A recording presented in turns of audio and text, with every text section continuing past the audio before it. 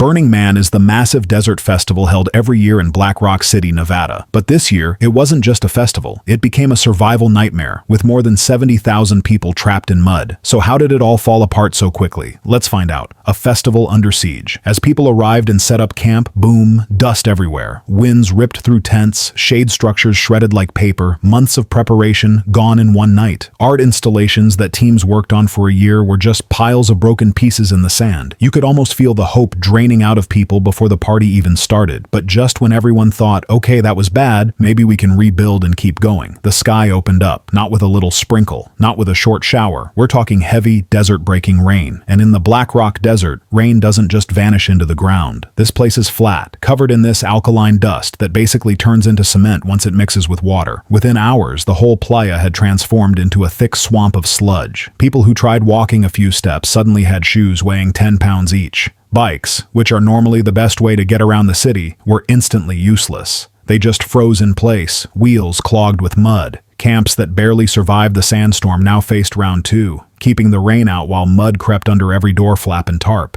It was like the desert was laughing, saying, "You thought dust was bad?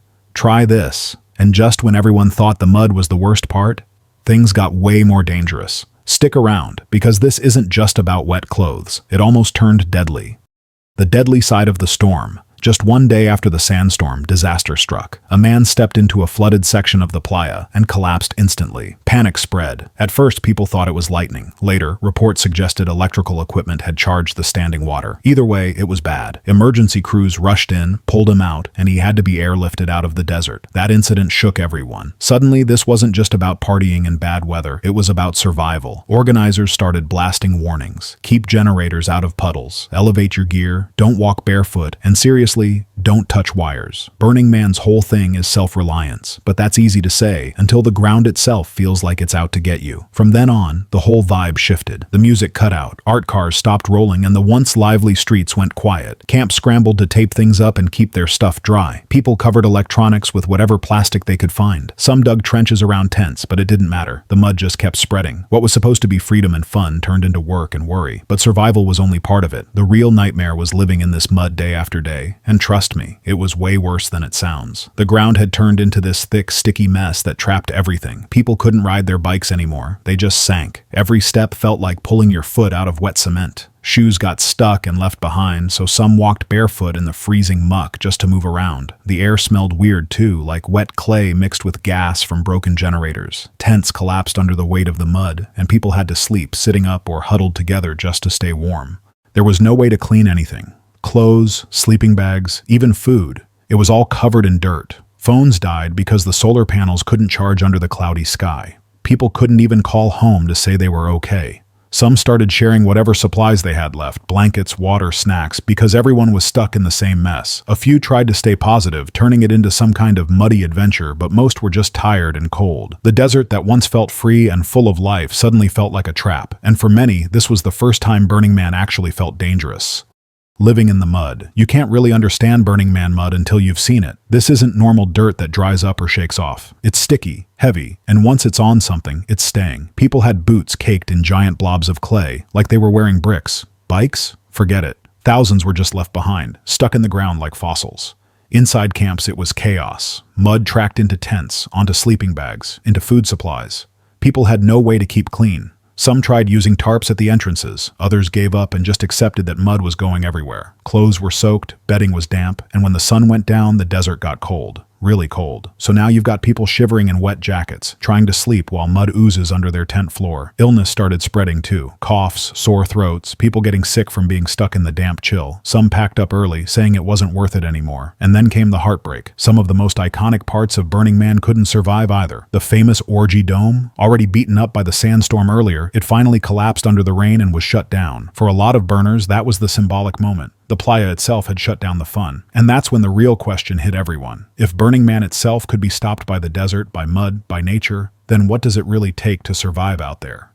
Escape was impossible. Leaving Burning Man is always slow. Long lines, hours of waiting. But this time, impossible. The exit road had turned into quicksand. Smaller cars and RVs had no chance. Once a tire sank in, that was it. You weren't going anywhere. Organizers shut down the gates completely, telling people to wait until the ground dried. But of course, some tried anyway. One by one, vehicles buried themselves axle deep, wheels spun helplessly, engines overheated, and people had to abandon their rides in the mud. Even the small airport had to shut down, grounding dozens of planes. Only emergency flights were allowed. For the people stuck inside, frustration grew fast. Social media blew up with photos of mud-covered feet, bikes stuck in sludge, and cars abandoned. Some called it quits and announced they'd never return. Others dug in, determined to tough it out. But even the most loyal burners admitted, this was one of the hardest years in the history of Burning Man. And the stories coming out of it? Pure survival mode. People rationed food, strangers shared supplies, and makeshift shelters popped up everywhere. What was supposed to be a week of radical self-expression quickly turned into a test of patience, grit, and community spirit.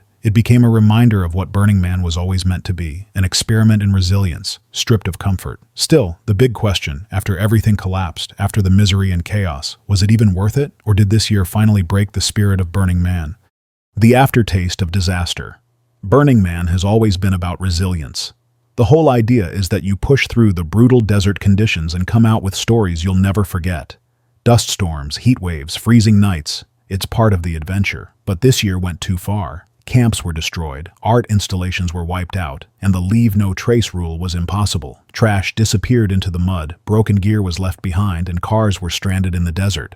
For the first time, many longtime burners admitted it just wasn't worth it anymore. That $550 ticket didn't buy freedom and connection, it bought misery. What made this year sting even more was how unprepared everyone felt. Even the most experienced burners, people who had survived a decade of harsh playa conditions, said this was different. The mud wasn't just annoying, it trapped people for days. Trucks sank, bikes couldn't move, and thousands had to ration their food and water because they couldn't leave. Some described it as a beautiful nightmare, while others said it was just chaos disguised as community. And then came the aftermath. When the skies finally cleared and people tried to leave, miles of vehicles crawled at a snail's pace through the thick muck. Social media filled with clips of stranded campers, people walking barefoot through sludge, and volunteers trying to push vehicles that wouldn't budge. The festival that once represented freedom had suddenly become a test of survival. But here's the crazy part. Some people will still come back. That's the pull of Burning Man. No matter how bad it gets, there's always this hope that next year will be different. And yet, there's a strange beauty in that too, because Burning Man has always been a reflection of human stubbornness, the will to create art, community, and meaning even when nature pushes back. Maybe that's why people keep returning, not because it's easy, but because every disaster tells a new story. The question now is, how many are still willing to write theirs in the mud? Maybe that's why even during the calm, there's a silence that feels